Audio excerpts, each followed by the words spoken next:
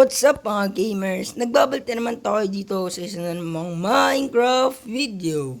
At ngayon po, nagbabalik na naman po tayo dito sa Free to Craft Season 3. At ito po ay Episode 6.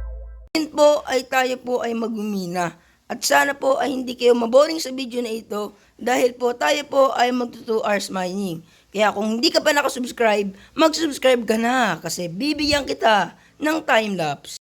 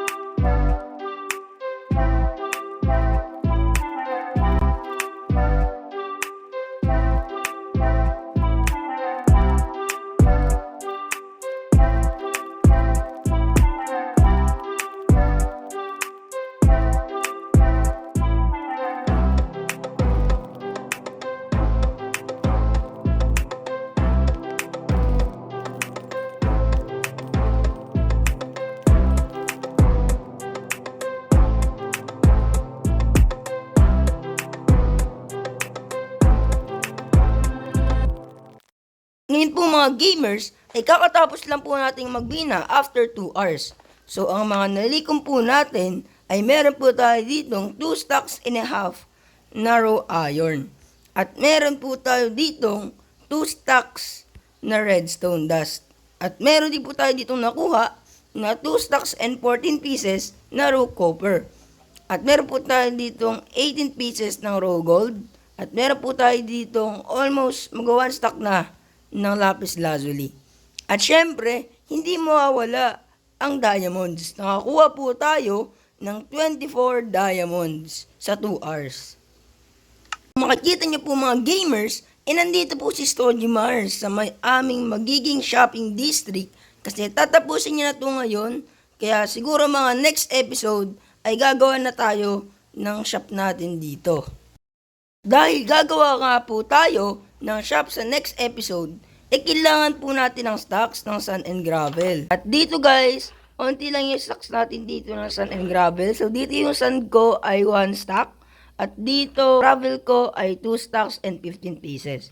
So kayo po ay mag-grind ng sand and gravel ngayon. So ngayon guys, samahan niyo po ako. Ang gagamitin po natin ngayon ay syempre si Romeo. At bakit kami kasama manok dyan? So ayun guys, no, si Romeo naman talaga yung lagi natin ginagamit pag tayo po ay mag-grind ng sand and gravel. Kasi po, yung ating ibang kabayo, yung ating dalawang kabayo, ay pang long ride natin yon if wala tayong Elytra. If wala tayong Elytra, kasi guys, yung Elytra namin dito ay mabilis masira. So, dating gawin tayo guys, dito tayo mag-grind ng gravel sa may quarry na to, dito sa, sa may dagat. So, and guys, itayin buksan natin to guys. Let's go!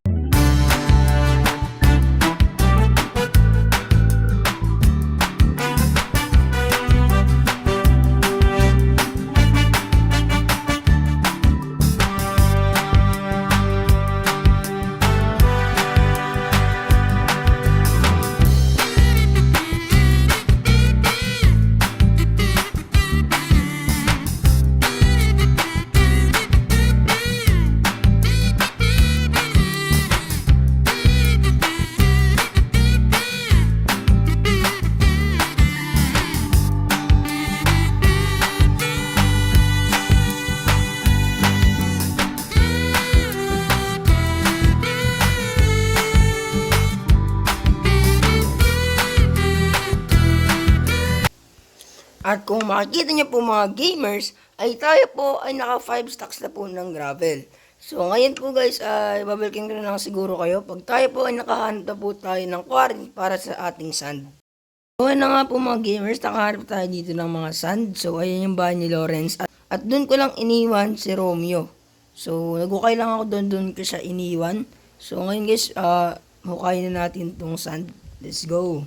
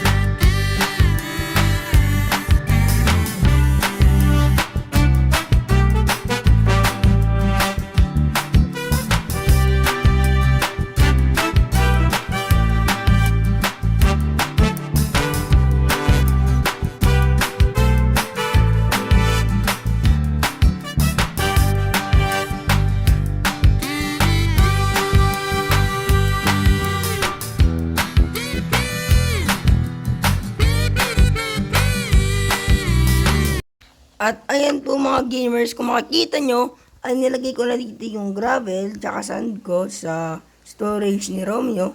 At andito rin yung mga flints na nakuha ko. So ngayon guys, uwi na tayo sa ating base. Isa po sa magandang proseso dito sa ating base, ay nagagamit ko po yung flint ko sa pagtitrade ng emeralds. Sa pag-grind ko po ng mga gravel, nakakuha din po ako ng flints pang trade ng emeralds. Diba? So, napaka-easy ng ating progress.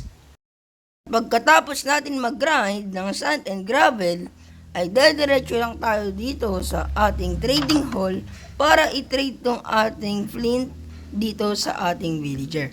At magiging emerald na siya, pwede na natin itong ibenta. Siguro po dito na po nagtatapos ang ating video. So please like, share, comment, and subscribe.